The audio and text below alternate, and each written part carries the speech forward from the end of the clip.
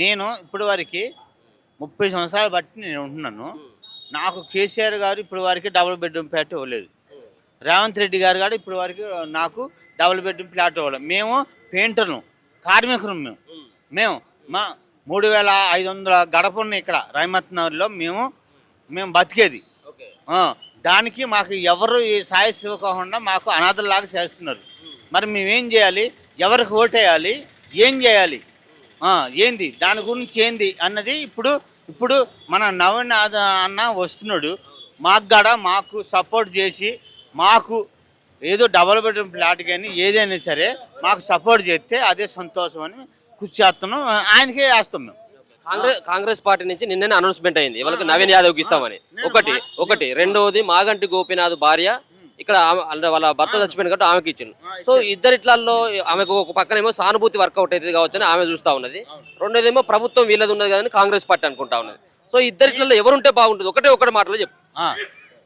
ఎవరైనా మాకు ఇప్పుడు బీఆర్ఎస్ అయినా కాంగ్రెస్ అయినా ఎవరైనా సరే మాకు పేదవాళ్ళకి మాకు ఇప్పుడు కేంద్రంలో ఇప్పుడు నరేంద్ర మోదీ ఉన్నారు కదా, ఆయన ఎంత కృషి చేస్తున్నారంటే అలాగా మాకు కూడా చేయాలని మాకు కృషి. ఎవరైనా ఒకటే నమ్మకం ఉంది కాబట్టి మేము చెప్తున్నాను.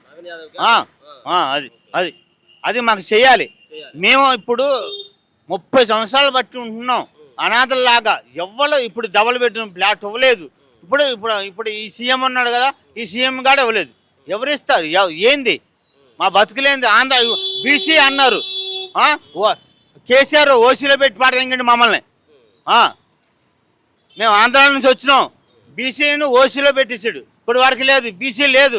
మా పిల్లలకి చదువులు లేవు, ఏమీ లేవు. నానా ఇబ్బందులు పడుతున్నాం ఇక్కడ హైదరాబాద్లో. ఆంధ్ర నుంచి వచ్చిన ఇక్కడ ఓటు అయితే మీకు ఇక్కడ స్థిరపడ్డారు 30-40 సంవత్సరాలు ఉన్నది. ఓసీలో కలిపి పాడదండి ఎవరు? కేసీఆర్ పెట్టేసిండు. ఇప్పుడు వరకు మాకు సపోర్ట్ లేదు, ఏమి లేదు. ఇప్పుడు మా అనాథలాగా ఉన్నాం. ఇప్పుడు అట్లాకుండా ఇట్లాకుండా ఇప్పుడు తినకపోయినా నానా బాధపడుతున్నాం ఇప్పుడు. మరి ఏం చేయాలి? మేము ఏం చేయాలి? ఇక్కడ నవీన్ అన్న ఓటే నీకు సపోర్ట్ చేస్తున్నాం. మాకు బీసీ కావాలి. మా పిల్లల్లో మా అందరం సంతోషంగా మేము ఉండాలని చెప్పి కోరుకుంటున్నాం. నమస్తే. మీరు కూడా ఆంధ్ర అన్నారు కదా.